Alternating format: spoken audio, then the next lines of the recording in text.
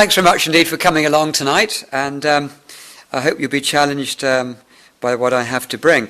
I would like to start by a word of personal testimony in a sense, because when I was an undergraduate, which is some while ago, and I was studying ancient history and classical studies, that's what I ended up qualifying and teaching and researching in. And when I was going through the classical philosophers, Greek philosophers, I kept coming across references which caught my attention, which seemed to be earlier understandings pointing towards evolutionary theory. So I sort of collected a few of those references, didn't do much more about it at the time, and but it kept buzzing away in the back of my mind over a number of years. And it was in the last years I began to seriously dig around and go on a quest, researching, particularly in the last 3 years in the National Library here in Edinburgh, and tracing things through. So it's actually been, I suppose, on and off, a 25-year search for me. And what I discovered caused me to have a long look at my understanding of evolutionary theory. Now, just looking at this first slide, exposing the roots of evolution, part 1. So you might be different positions tonight. You might think, well, you don't necessarily agree with evolution, or you partly agree with it, or you might think it's absolutely fantastic and it's foolproof, and it's sort of like 2 + 2 is 4, or the law of gravity, or something like that. Well, I want to give you, first of all, a quotation from Julian Huxley, who was descended from Charles Darwin, from Thomas Huxley, who was Charles Darwin's bulldog. He was a main spokesman for Charles Darwin at the time. He said, Darwin's theory is no longer a theory, but a fact. And it might be that some of you are absolutely convinced of that. And that's one position. However, some scientists take a completely different view, in particular in the last 10 years. Here's a quotation by Professor James Shapiro, who's a leading bacteriologist, University of Chicago. He says, for those scientists who take it seriously, Darwinian evolution has functioned more as a philosophical belief than as a testable scientific hypothesis. This quasi-religious function of the theory is, I think, what lies behind many of the extreme statements that you have doubtless encountered from some scientists opposing any criticism of neo-Darwinism in the classroom. It is also why many scientists make public statements about the theory that they would not defend privately to other scientists like me. Now, that is quite a challenging quotation. And I don't know how you regard that, whether your blood's boiling or what's going on when you see a quotation from a leading scientist. As far as I know, he has no particular religious axe to grind whatsoever, but this is his observation as a scientist. Before we get into the talk, I really want to look at what is evolution, to make sure that we're actually batting on the same wicket, as it were. And so I've taken an Oxford English Dictionary definition. The origination of living things by development from earlier forms, not by special creation. In other words, there's been a long process from amoeba through to philosophers to us today, but not any divine supernatural intervention that brought it together in the first place. Now, I regard natural selection and adaptation as being very clear scientific principles, because they can be observed, they can be repeated, and they can be examined thoroughly. However, the theory of evolution is actually really quite open, because the fact is, it's impossible yet to recreate a universe and to observe everything happening and take notes on it. So we can assume things, we can aim at things, we can have a good sort of intelligent guess at things, but we cannot say necessarily that evolution and its whole thing, from the cosmos right through to biological evolution, is concrete science. The purpose of this talk, though, is not really to look into the science of it. Other people speak on this subject, and last week we had Professor John Walton from St Andrews, who was speaking on the origins of life. Was it evolved, or was it designed? And by the way, you can click onto his talk, which is now available on our website, edinburghcreationgroup.org. But I'm here to demonstrate that evolution has its roots in an ancient philosophy going back thousands of years, and to trace that philosophy to its modern day form. Now, you might think that it all began with Charles Darwin. I remember studying biology at school, and I thought, that was it. Charles Darwin was this amazing scientist. He went off to the Galapagos Islands and studied wildlife out there, and he wrote his book Origin of Species and published it in 1859, had a world impact. And I thought it all originated with him. And probably most people actually going through the education system would think the same. I've certainly asked a number of students here, and they are under the impression that Charles Darwin really came up with it. But that is simply not true. Often, in major paradigm shifts, as they're called, change of thinking, there have been many people before, and somebody happens to come along and develop the mechanism and launch it and publish it.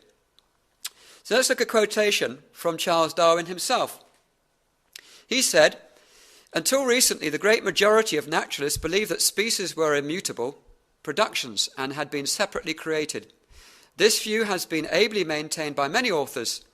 Some few naturalists, on the other hand, have believed that species undergo modification and that the existing forms of life are the descendants by true generation of pre-existing forms.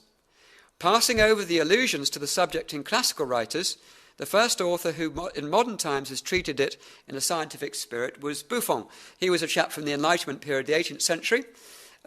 He was influential, along with people like Voltaire and others, for David Hume, who became the father of the Enlightenment movement here in Edinburgh. But this is the Origin of Species, 6th edition, 1888. Now, it seems to me that Charles Darwin was under pressure from a number of people to say, look, put all the cards on the table. It wasn't just you. The credit is not just you, but there was actually a whole lot of other people before you who were discussing this subject. In fact, Charles Darwin, in his preface to the 6th edition, lists 21 or 22 scientists before him who held to this theory of evolution. The passing over the allusions to the subject in classical writers is what's going to be my thing I'm going to retarget on tonight. And he does actually, in this footnote, mention Aristotle. And he says, we see here the principle of natural selection shadowed forth. And what are those? That references to Aristotle's physics. And Aristotle is actually quoting something from a chap centuries before him called Empedocles. Talking about teeth, he's talking about animal forms evolving by chance. Well, it doesn't use the word evolving. And discusses the development of teeth. Let's look a bit further on. Let's wind the clock further back than the classical Greek philosophers, right back to 1200 BC in India. Now, India had their own sort of enlightenment period, which went on for centuries. And here's a classic case of one chap, I guess, who was an agnostic. And he's saying, whence is this creation? The gods came afterwards with the creation of the universe. Who then knows whence it has arisen? Whence this creation has arisen? Perhaps it formed itself, or perhaps it did not. The one who looks down on it in the highest heaven, only he knows, or perhaps he does not know. So you might be a person just like that tonight, who's agnostic. You're not quite sure whether there's an intelligent designer behind it, or whether it all evolved by itself. Well, you're in the same boat as this guy 3,200 years ago. Now, we're going to look, and this might be quite strange for you to even consider, looking to Indian Brahmins into Hinduism going back thousands of years ago. And I'm looking at this section now, I've called the rise of the pantheistic evolutionists, who in my understanding and research, were the forerunners of evolutionary thinking. Now, pantheism, just in case you're not sure what that means, is basically the Hindu or pagan concept that God is everything. Nature is God. So we will now look at a quotation, just so you see. It was an interesting thing. When I began to research, I came across others who had actually gone before me and done research. And it's really nice when you actually find others confirming stuff that you've been digging around yourself in the long hours in libraries. But here's a quotation from a man, Sir Moni Williams, who is a professor of Sanskrit, University of Oxford, generally regarded as one of the leading experts in the study of Hindu philosophy and Sanskrit, both in the 19th through to the early 20th century. He says, indeed, the Hindus were Spinozists 2,000 years before the birth of Spinoza. Darwinians centuries before the birth of Darwin, and evolutionists many centuries before the doctrine of evolution had been accepted by the Huxleys of our time, and before any word like evolution existed in any language of the world. Now that's quite a statement. So now let's look at the source material of the Hindus. Well, they have a number of writings, the main ones being the Rig Vedas, written between about 1400 and 1000 BC, the Upanishads, written between about 800 and 400 BC, Bhagavad Gita, about 500, Laws of Manu, about 200 BC, and the Mahabharata, between 400 BC and probably about AD 100. And within these scriptures of the Hindus, it's a combination of both religious thought and philosophical thought that come together. Bear that in mind as we go through. One of the first things you have to point out, if we're looking first of all at the cosmology before we even get into the biological understanding, is that the Hindus had an idea of an eternal universe, a cyclical universe. In other words, it's depicted there, as you see, as a serpent with a tail in its mouth, kind of like a circle going round and round and round. The universe has an apparent beginning, has an end, starts again after a gap, has an end, has a beginning, has an end, and continues. Interesting enough, people like Sir Fred Hoyle, who was a very well-known astrophysicist, was very keen on the idea of an eternal universe. People sometimes called it an oscillating universe, or other names were given to it. No doubt, and I've seen some articles in Scientific American and also in New Scientist, that there are people even discussing the possibility of an eternal universe all over again. The popular view at the moment is singularity. Big Bang begins and it has just one start. But watch that space. So that's what the Hindus and most of the pagans believed in. Now then, let's look at another thing. Now, in Hindu understanding, you had what's called a Trimurti, which is the gods of Brahma, Vishnu, and Shiva. Now, for the religious people, they were seen as gods, but for philosophical Hindus, Brahmins, they were also seen as principles. Brahma was seen to be the creative principle, Vishnu was seen to be the preserving principle, and Shiva the destroying principle. And if you see this diagram here, you see the circle representing the eternity of the universe. Within that, you're supposed to have the sort of equilateral triangle of these three gods or three principles. And our present universe takes place within those principles. Now let's have a look at one of the early quotations of the Hindus. The beginning of our present universe, an atomic particle. It says, he, that's Brahma, that's the creative principle, becomes the size of an atomic particle and brings to life this whole universe.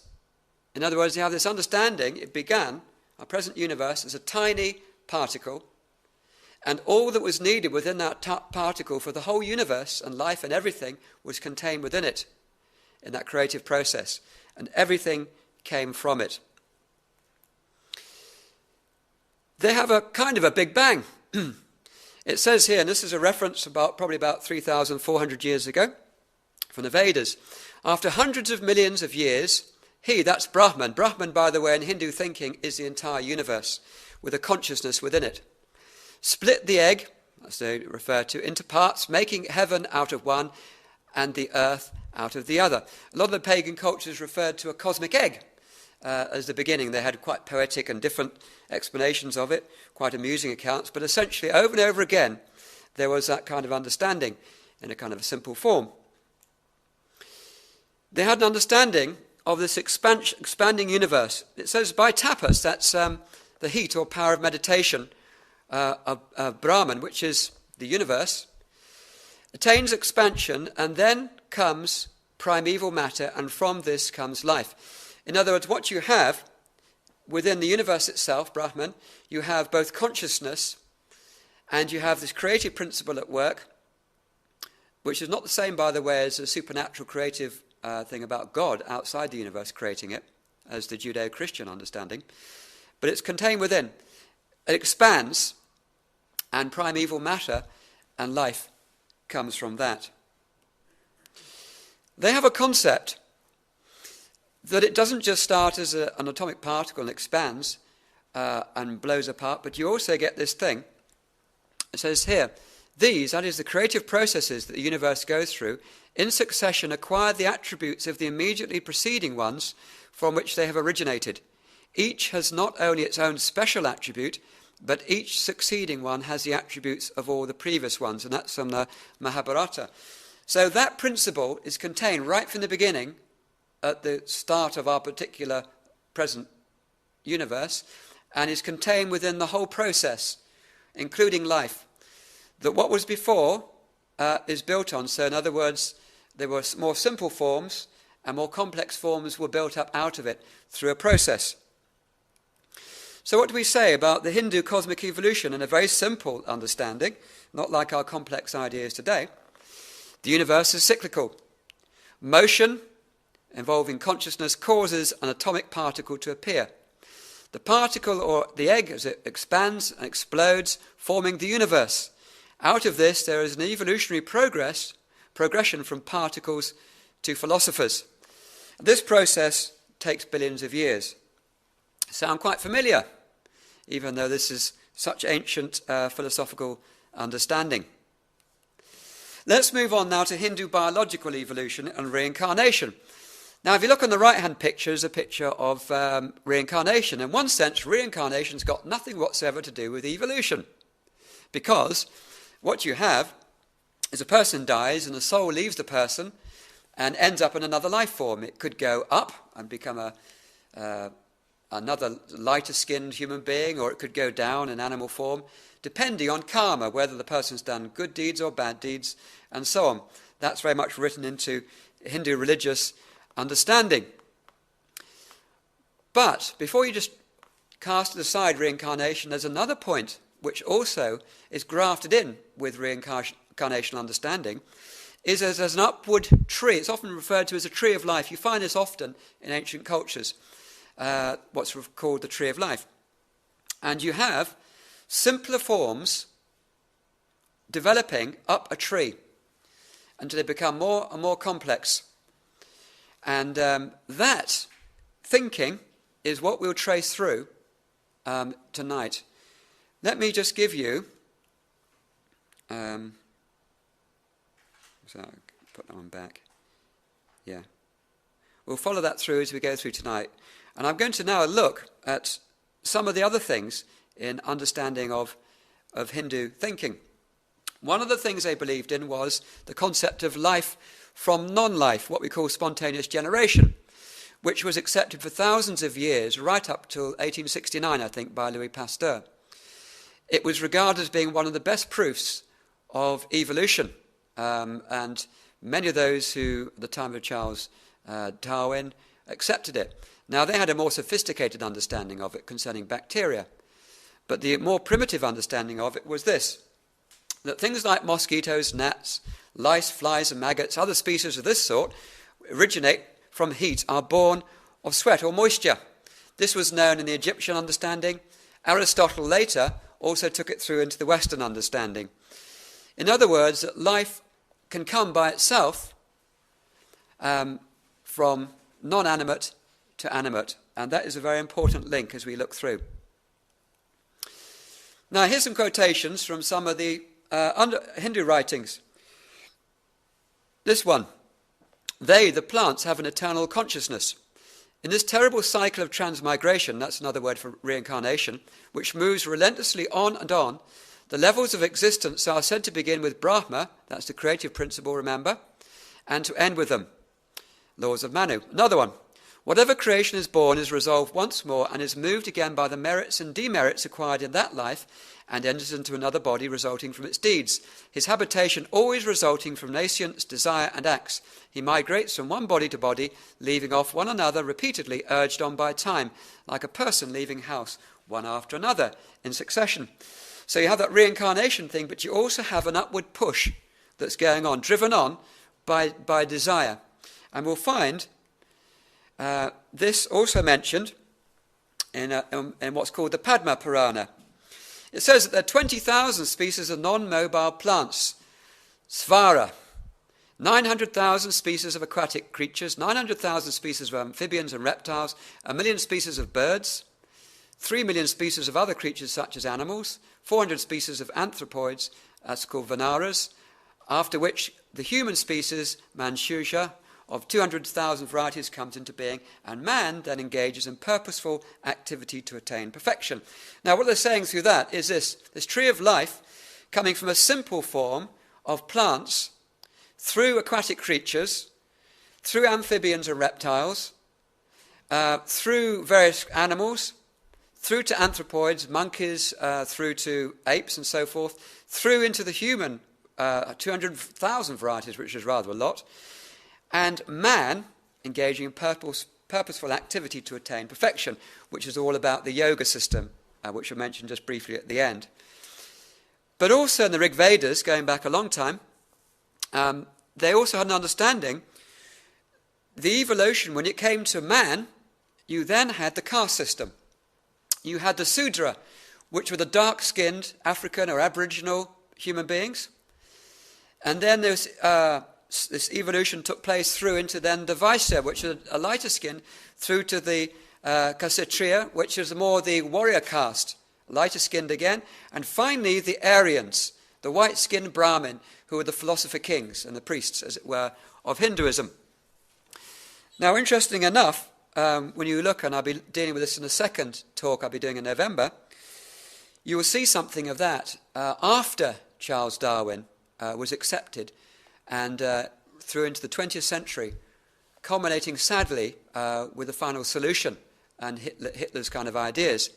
But you see this whole drive with a supreme Aryan, the top of the evolutionary understanding. And in those days, time of Darwin and through to the 20th century, it was told by some people that you could never possibly have, say, an African being a professor of science or something, or government or anything like that, because they were not highly evolved enough. As I said, that's quite a touchy subject, but we're going to look at that, fruits of evolution, later on in the series. But just to show you the roots of some of these things. Swami Vivekananda was a famous Hindu expert and scholar who came over and wowed Britain in his tours, and also in America and Chicago. A quite extraordinary man, incredible memory he had, and he seemed to be one of these people that could dip into all sorts of things and memorize things so quickly. I wish I could do that. But this is something he said as a leading scholar representing Hinduism and speaking to the West. What is the cause of evolution? Desire. The animal wants to do something, but it does not find the environments favorable and therefore develops a new body. Who develops it? The animal itself, its will. You have developed from the lowest amoeba. Continue to exercise your will and it will take you higher still. The will is almighty. If it is almighty, you may say, why cannot I do everything? But you are only thinking only of your little self. Look back on yourselves from the state of the amoeba to the human being. Who made all that? Your own will. Can you deny then that it is almighty? That which has made you come up so high can make you go higher still. And that was a speech in London, 1895. And of course, the end product with evolution, once you go through all this evolution right through the whole lot, you end up with the spiritual evolution of yoga. And they have so-called 7 energy centers in the body, beginning at the base of the spine, right through to, you've probably seen Hindus with a red dot on their heads, the third eye. An enlightenment where you become as God. You merge with Godhood. And that is the ultimate in Hinduism, and that's the spiritual evolution part of it.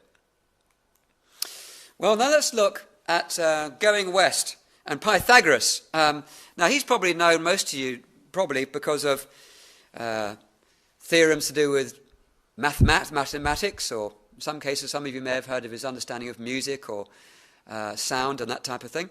All quite fascinating. Not much is actually particularly known about him because he didn't actually leave any writings. But his disciples wrote about the things that he taught and his philosophies and his ideas. He spent 22 years in the Egyptian pyramids, with Egyptian priests, studying under their philosophy and religious ideas. Then he went to Babylon, and for 12 years he studied under the Chaldean priests and the Persian magi and others. But what's particularly interesting, as I dug around, I found that he also studied with the Brahmins, the Hindus. And here's a reference from Clement of Alexandria, who studied, he was a Christian, but he studied at the famous school of Alexandria, which was a Neoplatonic school in Egypt in the 3rd century AD. And he said Pythagoras was a hero of the Galatai and the Brahmins. And Iamblichus was Pythagoras' biographer of some centuries after. Pythagoras travelled widely, studying the esoteric teachings of the Egyptians, the Assyrians, and even the Brahmins. And there are two of them. There are other references too in the ancient sources to Pythagoras being influenced by the Brahmin Hindus. We can see some of the influences in Pythagoras' practice. He believed in reincarnation, which is very clearly a Hindu root. Asceticism, very much like the Hindu gurus practice today. Vegetarianism. It was a taboo to eat certain kinds of beans. You might think that's a bit odd, but anyway, they did that. And you would find in also some Hindu understanding, some of the gurus, the same thing. They weren't allowed to cut their nails or their beards or their hair. And again, if you look at some of the gurus, they have the same understanding. Mathematical theorems were discussed and worked through. The same with Vedantic philosophy in ancient India. And the music and study of sound also, likewise, with the Hindu Brahmins. Just in case you just think I'm getting too carried away, here's some of the leading scholars who did some investigation concerning this. And the first quotation is from Sir William Jones, who was a pioneer of Western study of Sanskrit. And he kept in touch with a chap called Lord Monboddo, actually from the Enlightenment period here in Scotland. We'll hear more about him later. He's a key figure.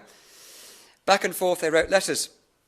And he said to Lord Monboddo, the analogies between the Greek Pythagorean philosophy and the Sankhya school are very obvious. Sankhya was basically, there were two main schools of philosophy in ancient India. One was Vedantic, the other was Sankhya.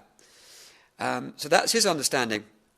Professor Rawlinson was an archaeologist, Victorian period, and he said, it's more likely that Pythagoras was influenced by India than by Egypt.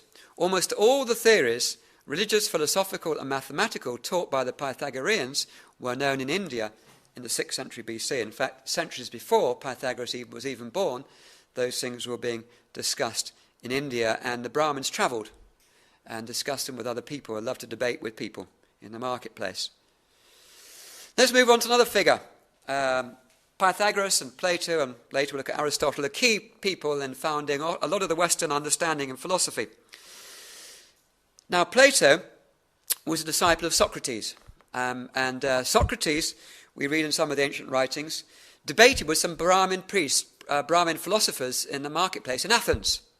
Socrates himself believed in reincarnation, and some of the ideas you follow through Plato's writings, when he's speaking as a mouthpiece for Socrates, are very similar to the Hindu understanding.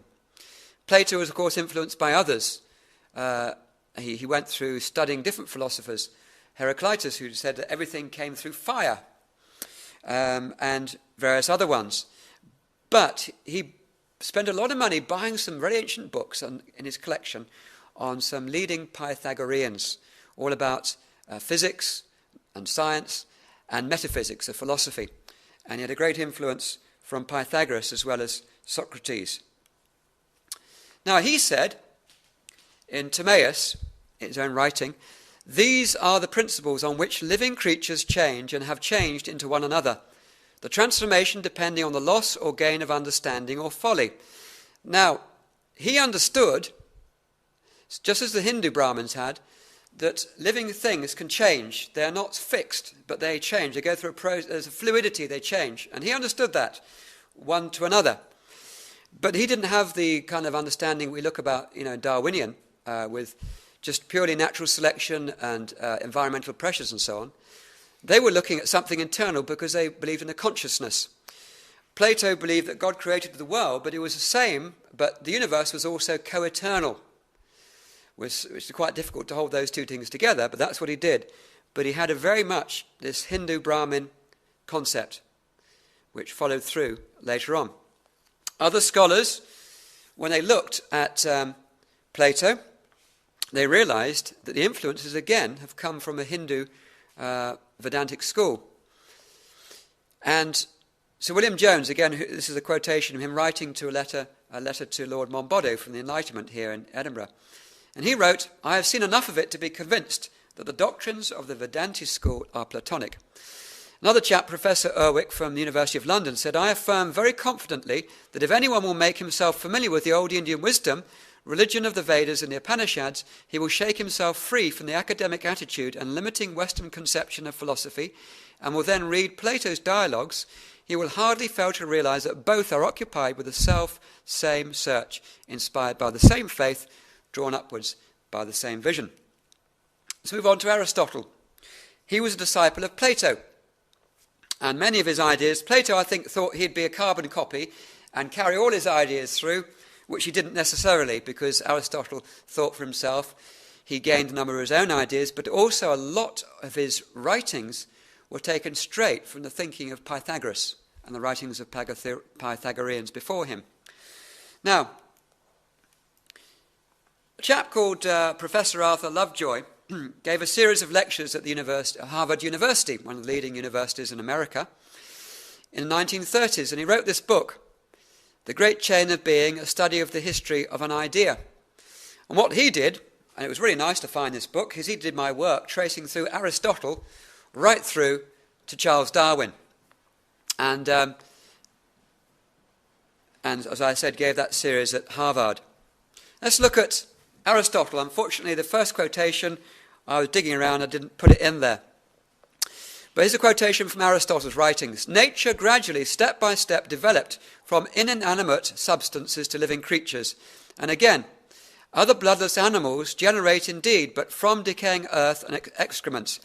That's the same kind of concept that we had with the Hindus beforehand about spontaneous generation, living things coming out of non-living things in a progressive upward thing. And it was what was called the scala naturae, the ladder of nature, from the lowest forms to the highest forms, up to humans. I won't read through that one, it's just a quotation of Encyclopedia of Philosophy, just confirming what I just said. Well, let's have a look at the rise of the naturalistic evolutionists. Now, what happened? A chap called Thales, we don't know very much about him, but he believed that everything could come about by itself through natural processes. And he was contemporary with Pythagoras. Remember I mentioned, for those who just joined us, Pythagoras came via Hindu understanding, and he was a pantheist, that he believed that God was the eternal universe. Now, Thales broke away from that route, and he decided everything came by itself. And then we have a number of other people that came through this line. Anaximander, who said that animals come into being from moisture evaporated by the sun. Humans originally resembled another type of animal, namely fish. Now, you're beginning to get a few things you can recognize here concerning evolution. Empedocles, he was a chap that Aristotle quoted. And Aristotle says, Empedocles says that the greater part of the members of the animals were generated by chance. In other words, he went that it was not some consciousness, it was a chance, randomness process that was going on. And then he said that many races must have been unable to beget and continue their kind, for in the case of every species that exists, either craft or courage or speed has from the beginning of its existence protected and preserved it.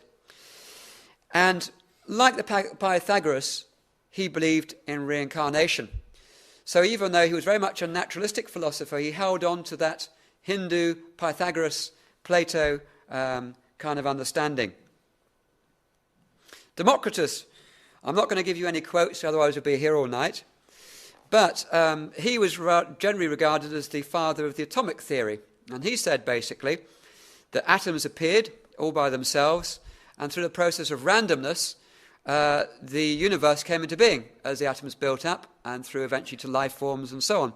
He also spoke about the evolution of language.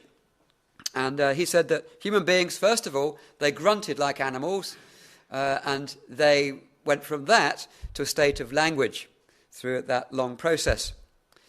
Epicurus, you may probably come across. Again, he talked about everything coming through a random process, natural process, through atoms. Natural selection he spoke about. They didn't use the phrase natural selection, but you read their writing, that's exactly what they're talking about. And Pliny the Elder, who was a Roman later on, a bit of a fan of Epicurus, he said, chance takes the place of God. Well, we move into the time of the early church, and now into the 2nd and 3rd centuries AD. And there was a famous school of Alexandria, led by a man called Ammonius Saccas, who had a great influence at that time. And he's very well known because at that time there were great big squabbles between the followers of Aristotle and the followers of Plato. And one lot were saying, oh, well, it's more by observation. The others were saying it's more metaphysical. And they were arguing back and forth. And he solved the division of these followers by saying, actually, they both had their foundation from Pythagoras, as we've already discovered tonight. There were two figures in the church, Clement of Alexandria on the left-hand side and Origen, his disciple, on the right-hand side. And even though they were Christians, what they did is they brought in an allegorical method of interpreting the Bible. And they brought with them some of the ideas of Plato and so on, that became essentially the door that opened up the way for liberal thinking within the church. Later on, getting to the 1200s, Thomas Aquinas was a well-known monk from that period, wrestling as they were with a sort of a kind of revival of Aristotle and Plato's thinking, and he was trying to work it out and with his understanding of Scripture. We get into, I'm whizzing through these people quite quickly because it would take too long. You get to Leibniz, the German Plato, as he was called, and he was called German Plato, obviously, because he based a lot of his thinking on Platonic philosophy. To John Locke, an English philosopher, famous philosopher, and these kind of ideas about Aristotle and Plato and the forerunner of evolution were being discussed in this period.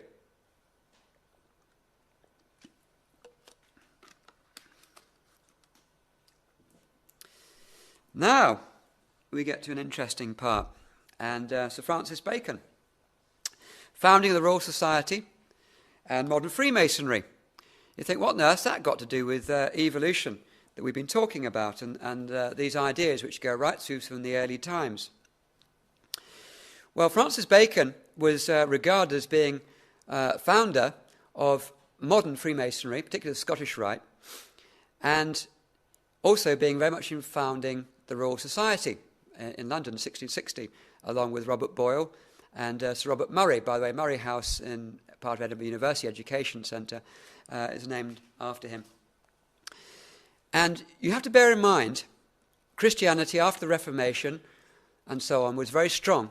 And any ideas which were contrary to that, philosophies tended to go underground. In other words, your Aristotle, your Plato, Pythagoras, going back to the Egyptians, Babylonians, all that kind of stuff.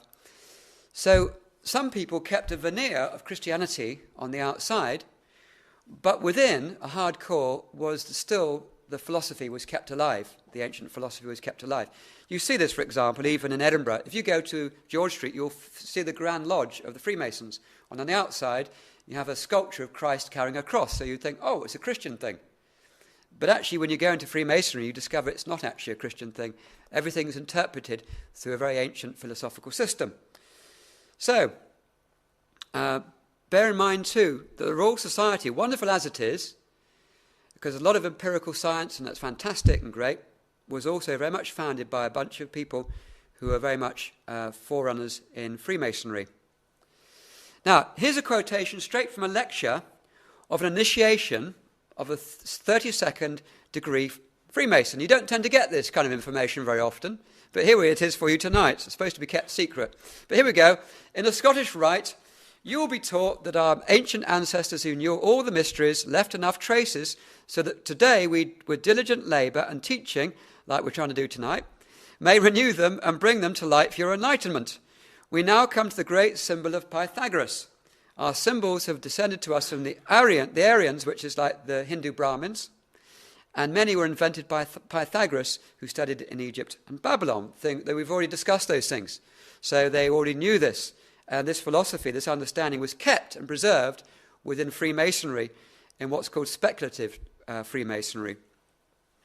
And within Freemasonry, you have this understanding of a sort of an evolution up the ladders to a higher degree and a higher degree. On the left-hand side, you have what's called the Scottish Rite, 33 degrees, and on the right-hand side, the York Rite. And they debate about their ancestry and so on, but we won't get into that. Now, let's look at French Freemasonry and the Enlightenment in the 18th century. And if you look at those pictures, the one on the right is from the first edition of Encyclopedia, French Encyclopedia. And on the left-hand side, you probably can't make out very well, but you've got here, these are Ionic columns. And here's where the light comes, the Enlightenment comes. And these are all women down here. And this woman here, who's kind of veiled, represents truth. And at her feet are philosophy down here, and theology is somewhere down here. Somewhere along there anyway. And there's a whole bunch of these different ideas and so on, and science and everything else. But the light is coming from the Ionic philosophers. Who were the Ionic philosophers? Were those Greek philosophers I was mentioning earlier, those ones I was going through. So the French Academy of Science came via that line, and most of the people that were there on the board, the committee for the French Encyclopedia, were Freemasons. So in other words, you have this philosophy that comes right through the founding of that. Voltaire, of course, was a very famous person in the French Enlightenment, had an influence on David Hume here in Edinburgh. And he said, "When I first read Plato and came upon the gradation of beings which rise from the lightest atom to the supreme being, I was struck with admiration." So in other words, and he, of course, was a Freemason too, and he, again, was referring to this Plato and this understanding, that quotation I had very early on, about from one form evolving through to another form. This philosophy was there within them. Now we come to home ground. And James Burnet, or Lord Monboddo, who was a High Court judge, quite an eccentric character, he used to take air baths, which in case you don't know what they are, he used to run around like real men with nothing on, he thought, and he was in his garden, in his home, and he'd take ice baths, which in the winter, and it was even colder in those days, Edinburgh, and so he'd have a bath in his garden, break the ice open and have an ice bath, because he thought it was being like the Spartans, really tough. Now, there's a poem by a chap called Lord Neves, who again was a High Court judge in Edinburgh. "Though Darwin now proclaims a law and spreads it far abroad, oh, the man that first the secret saw was honest old Monboddo. The architect precedence takes of him who bears the hoddo, so up and at 'em, land of cakes, will vindicate Monboddo." That land of cakes, by the way, is Scotland, saying, it's not Charles Darwin, he may have studied medicine here at Edinburgh University, but give the credit to Lord Monboddo. He's a man from Edinburgh, a true Scots. So let's have a look at this character, Lord Monboddo. Now here's an interesting photograph, a painting rather, of the Canongate Lodge, which is a Freemason lodge down the bottom of the Royal Mile. It's the oldest Masonic lodge building in the world. And here we have Robert Burns, who became the national poet. He was a 32nd degree Freemason, very high up, and real notables and intellectuals and the powerhouse behind the Enlightenment, because most of the Enlightenment was spread through the Masonic lodges, both in France and Germany and here in Britain and in Edinburgh. Now, down here, that's Lord Monboddo, James Burnet, looking on what's going on. And so, there we have him. Now, who were the great influences of Monboddo? Well, he tells us in his own writings, which you can find in the National Library. Those whom I truly call philosophers, such as the Pythagoreans, Plato and Aristotle. You see the common theme that keeps coming through again and again? He says, now, I think it's not all probable that the Indians invented so great a science. It came from Egypt. You see, a lot of the Freemasons at the time were convinced that Egypt was a great thing, because you had all these hieroglyphics on the monuments there. And they thought, it's only a question of time. If only we could crack the code, we will be able to understand great science. Of course, when the Rosetta Stone was discovered, with Greek as a translation of it and everything else, the code was cracked, and now we can translate hieroglyphics. And there was nothing of the sort coming out of Egyptian philosophy, much to Lord Monboddo's dismay, I would have thought.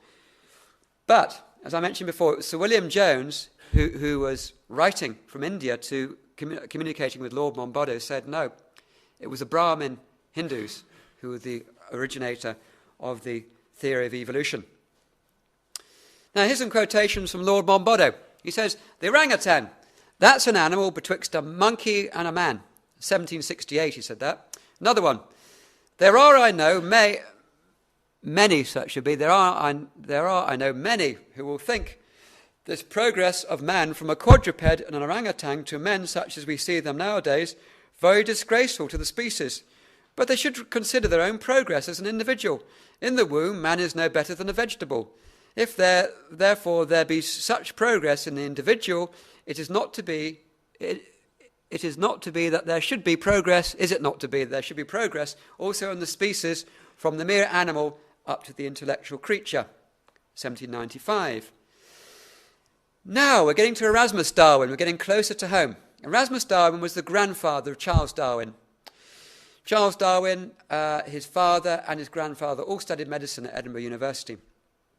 Erasmus Darwin was a key philosopher and scientist from the Enlightenment period, and he came here and he was initiated into Freemasonry, and he attended the same Masonic lodge as Lord Monboddo and those other men there, and he was influenced by Lord Monboddo. In fact, in his own writings, he quotes and gives reference as an authority to Lord Monboddo. Now, what does he say? He wrote a book called The Temple of Nature in 1803, which is actually a poem. Well, it's actually, he died before then, but it was published in 1803. And you have here this poetry. Unfortunately for us, it has philosophical footnotes, so you don't have to try and guess what he's saying in his poetry, this esoteric poetry. But he says, in the Eleusinian mysteries, which came from Egypt, the philosophy of the works of nature with the origin and progress of society are believed to have been taught by allegorical scenery explained by the Hierophant to the uninitiated, which gave rise to the machinery of the following poem. Now, you're looking here. You can't really see it very well, but you have to take my word for it. There's a woman behind a veil with 3 breasts. And you've got 2 women here who are unveiling this. And down here on the back, there are all these people in worship and great celebration, ecstatic over the revelation of truth and so on. Now you think that's a bit of an odd thing for Charles Darwin's grandfather to have in his poetry. Well, all will be revealed. Some quotations from Erasmus Darwin about evolution and Pythagoras. Here's a quotation from his poem. So Erst the sage, he's referring to Pythagoras, with scientific truth, in Grecian temples taught the attentive youth. With ceaseless change, how restless atoms pass from life to life, a transmigration mass. And then he says, in the other book he wrote, Zoonomia, which is a scientific book, this idea of the gradual generation of all things seems to have been as familiar to the ancient philosophers as to the modern ones. So he's saying there's nothing new with modern day, and bear in mind he was before his grandson, I guess, well, he did, not sure about the actual date, we wouldn't have met his Charles Darwin, wouldn't we? Because I think Charles Darwin was 1809 when he was born. But that sort of time. And there he is, he's saying, look, you think this is new? No, it's not. It's been around for thousands of years. Here's a bit of a quotation from Temple of Nature. God, the first cause. Bear in mind, he believed that God triggered off everything at the beginning. But he also believed in an eternal universe like Plato.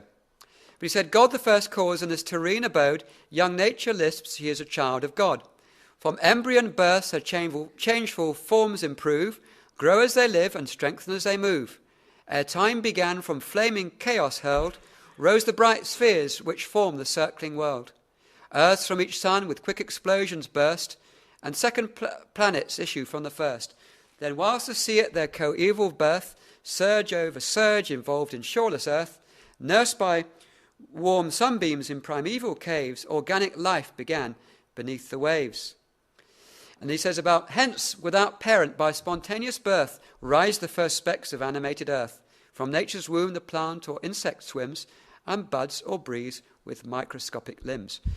So basically, he does have a first cause, a sort of understanding of God, but as a deist, which meant basically it's a cause there and everything carried on.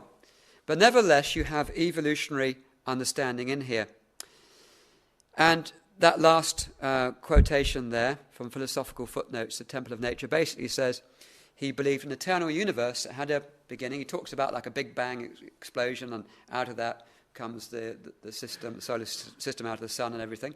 And then he says that comes to an end, and then it starts all over again, and on, just like the Hindu way of thinking. Now, here's a quotation from his scientific work, Zoonomia, 1794. He says, from thus meditating on the great similarity of the structure of the warm-blooded animals, and at the same time of the great changes they undergo both before and after their nativity, and by considering in how minute a portion of time many of the changes of animals have above described have been produced, would it be too bold to imagine that in the great length of time, since the earth began to exist, perhaps millions of ages before the commencement of the history of mankind, would it be too bold to imagine that all the warm-blooded animals have arisen from one living filament or cell, which the first great cause endued with animality, with the power of acquiring new parts, attended with new propensities, these old words, directed by irritations, sensations, volitions, and associations, and thus possessing the faculty of continuing to improve by its own inherent activity, and of delivering down those improvements by generation of its posterity, world without end. So he's basically saying that all living things came out of one single cell. That's basically through a process of evolution.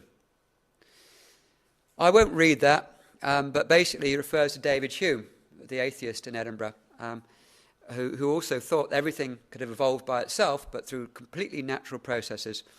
Both Erasmus Darwin and Lord Monboddo was friends of David Hume, disagreed. He said there was some sort of cause, a sort of a deity of some sort, whereas David Hume said there was some sort of first cause, but not, some sort of supernatural something. And that's a kind of a similar idea we got there.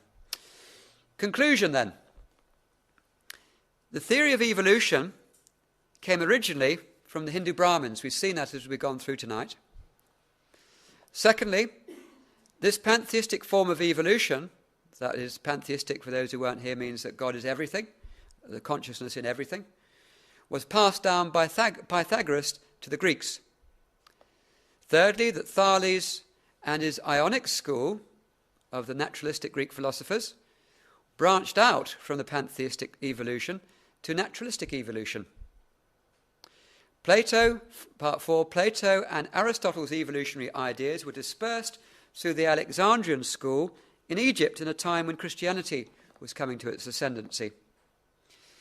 The ideas were followed through into the Middle Ages, Renaissance, and into Freemasonry, where they were preserved. Bear in mind, I mentioned to you, Christianity had become very strong, so the ancient philosophy of this whole thing was kept, but it was kept within the secret societies. Freemasonry and Enlightenment, bear in mind as I looked there, the powerhouse for the Enlightenment in Europe were the Freemason lodges. And there was a rebirth of this philosophy of evolution which developed. And here in Edinburgh, Lord Monboddo, who a lot of Scots regard as being a father of human evolution and anthropology and evolution of languages, and Erasmus Darwin, the grandfather of Charles Darwin, carried the philosophy forward until we get to Charles Darwin. who developed the idea. And as I said right at the beginning, we started with Charles Darwin, we've ended with Charles Darwin. And in his first edition, 1859, of Origin of Species, it would appear that he was the guy that came up with the whole idea. But as I said, a number of scientists pressed him and said, "You weren't the chap that came up with this idea. It's been around a long time before you." So I think grudgingly, in his sixth edition in 1888, he lists 22 scientists before him. And he even, as I said at the very beginning, made allusions to the classical writers, the classical Greek philosophers. And for those who weren't here at the time, I passed through from the classical there to the Hindu Brahmins and traced through to the Greeks through this whole process. So, what do I think about this? My personal conclusion is that evolution is a development of a religious philosophy rather than science. Here's a quotation from Professor Wolfgang Smith, University of Oregon. He said, "As a scientific theory, Darwinism would have been jettisoned long ago. The point, however, is that the doctrine of evolution has swept the world not on the strength of its scientific merits, but precisely in its capacity as a Gnostic myth. It affirms, in effect, that living beings create themselves, which is in essence a metaphysical claim. Thus, in the final analysis, evolutionism is in truth a metaphysical doctrine decked out in scientific garb. In other words, it is a scientistic myth." Very hard-hitting quotation from a professor of mathematics at the university. But there we are. And my personal understanding is this. I feel that